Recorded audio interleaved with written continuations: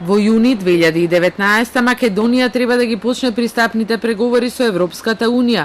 Убедени се еврокомесарот за проширување Јоханес Хан и премиерот Зоран Заев. Но за да се оствари тоа, граѓаните на референдумот треба да се определат за европска иднина.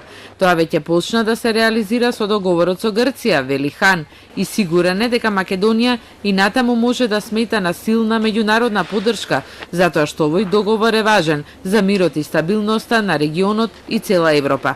Тој ги повика граѓаните, а особено младите во Македонија, да излезат на референдумот, за да не се повтори примерот со Брекзит. Но сега вам ви останува на граѓаните да одлучите на слободен и суверен начин за иднината на оваа земја. Вратата на Европската Унија сега е ширум отворена. Вам ви останува да ја искористите оваа можност и да го искористите демократското право и да учествувате на референдумот, особено вие младите луѓе. Хан рече дека одамна е во политиката и затоа не е наивен, упатувајќи директна порака до политичарите и од власта и од опозицијата. Сега не е време за политички игри и пазарења.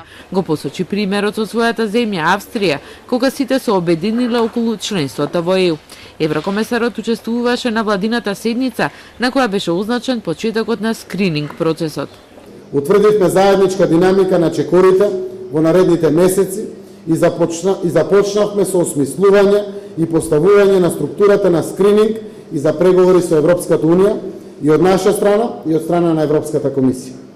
Денеска, на утринската тематска владина седница, комесарот Хан ни го представи начелниот план за текот на скринингот, а ние во владата донесовме заклучоци за почеток на овој процес. За главен политички преговарач владата го назначи вице-премиерот Бујар Османи, а за техничкиот дел одговорен е советникот на премиерот Бојан Маричич. Еврокомесарот Хан смета дека почетокот на овој процес значи дека се исплатеве сите денови и непроспиени ноќи што ги поминал во Скопје, барајќи излез од политичката криза.